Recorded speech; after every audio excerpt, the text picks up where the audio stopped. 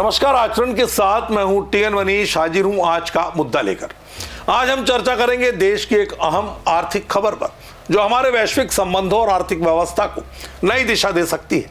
हम बात कर रहे हैं भारत और खाड़ी सहयोग परिषद जीसीसी के 6 देशों संयुक्त अरब अमीरात, सऊदी अरब, कतर, कुवैत, बहरीन और ओमान के बीच मुक्त व्यापार समझौते एमटीए की वार्ता शुरू करने के लिए टर्म्स ऑफ रेफरेंस पर सहमति की। 5 फरवरी 2026 को दिल्ली में इस पर हस्ताक्षर हुए।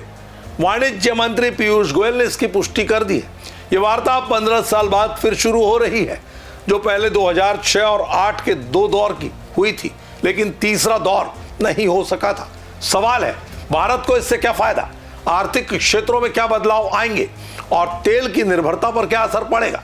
आज हम तथ्यों के साथ इस मुद्दे की परत दर परत पड़ताल आपके साथ करेंगे और कोशिश करेंगे समझने की कि इस पूरी वार्ता से हमें क्या मिलेगा। पहले समझते हैं इस समझौते का बैकग्राउंड। जीसीसी के साथ भारत का द्विपक्षीय व्यापार पहले से ही मजबूत है। 2025-26 से ये 179 अरब डॉलर तक पहुंच चुका है, जिसमें भारत से निर्यात लगभग 44 अरब डॉलर और आयात 110 अरब डॉलर के करीब है। भारत पहले से यूएई के साथ व्यापक आर्थिक साझेदारी समझौता सीईपीए और ओमान के साथ हालिया समझौते पर काम कर चुका है, लेकिन पूरे जीसीसी ब्लॉक के साथ एफटीए एक बड़ा कदम है। 5 फरवरी को वाणिज्य भवन में हस्ताक्षर समारोह में पीयूष गोयल ने कहा, यह समझौता वैश्विक भलाई के लिए एक फोर्स मल्टीप्लायर बनेगा। टर्म्स ऑफ रेफरेंस में वार्ता का दायरा और तरीका तय किया गया है, जिसमें माल, सेवाएं, निवेश, श्रम, गतिशीलता शामिल है। ये वार्ता भारत के विकसित भारत लक्ष्य को मजबूती देगी, खासकर जब हम यूएस और ईयू के साथ हालिया समझौते के बाद वैश्विक व्यापार में मजबूत हो रहे हैं। अब देखते हैं इस एफटीए से भारत को क्या फायदे होंगे। विशेषज्ञों का मानना है यह समझौता भारतीय निर्यात को बढ़ावा देगा, खासकर textile, gems and jewellery, sea food, food processing, infrastructure, petrochemicals और आईटी सेक्टर में एमएसएमई उद्यमियों को, कुशल युवाओं के लिए नए अवसर खुलेंगे। साथ ही बड़े निवेश आकर्षित होंगे। जीसीसी देशों को भी फायदा होगा, वे भारत के बढ़ते बाजार में पहुंच बढ़ा सकेंगे। दोनों पक्षों के बीच ट्रेड बैलेंस बेहतर होगा।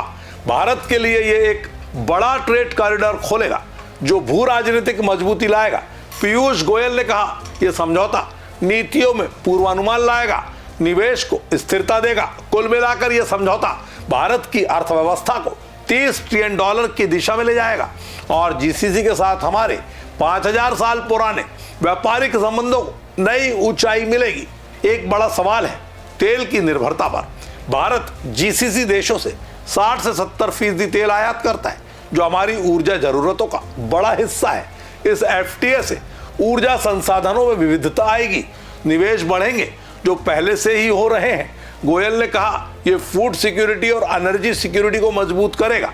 हालांकि निर्भरता पूरी तरह कम नहीं होगी, लेकिन समझौता ट्रेड को अधिक स्थिर बनाएगा, कीमतों में उतार चढ़ाव से बचाव देगा। जीसीसी के साथ मजबूत संबंध से भारत रूस और अन्य स्रोतों से तेल विविधता बढ़ा सकेगा, जो वैश्विक तनावों में उपयोगी होगा। कुल मिलाकर यह भारत की ऊर्जा नीति को मजबूत करेगा। विशेषज्ञों की राय में यह समझौता एक गेम चेंजर है। एक्स पर यूजर लिखते हैं, यह क्षेत्र के लिए बड़ा कदम है। 9 मिलियन भारतीयों के लिए रेमिटेंस बढ़ाएगा। दूसरी पोस्ट में 18 साल की मेहनत का नतीजा से बताया जा रहा है। सियासी बयानबाजी में कोई बड़ा विवाद नहीं दिखा। गोयल ने इसे वैश्विक अच्छाई के लिए बताया। विपक्ष की ओर से अभी सकारात्मक या मौन प्रतिक्रिया है। एक्स पर एक बयान शेयर हुआ जॉब्स और सिक्योरिटी को बढ़ाने का। एक अन्य पोस्ट में भू राजनीतिक और ट्रेडिंग तत्वों के लिए इसे सराहा गया। कुल मिलाकर सोशल मीडिया पर सकारात्मक वाइब है। विशेषज्ञ इसे भारत की ट्रेड डिप्लोमेसी की जीत मानते हैं। तो दोस्तों, भारत जीसीसी एफटीए की शुरुआत एक ऐतिहासिक कदम है जो व्यापार, निवेश, रोजगार, ऊर्जा सुरक्षा को मजबूत करेगा।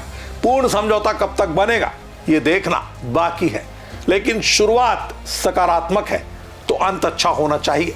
आप क्या सोचते हैं, कमेंट में बताएं। आज के मुद्दे को देते हैं विराम। कल मिलेंगे एक नए मुद्दे के साथ, तब तक बने रहिए आचरण के साथ। नमस्कार। देश दुनिया की सभी खबरें देखने के लिए जुड़े रहिए आचरण न्यूज से। आचरण न्यूज, हर कदम आपके साथ।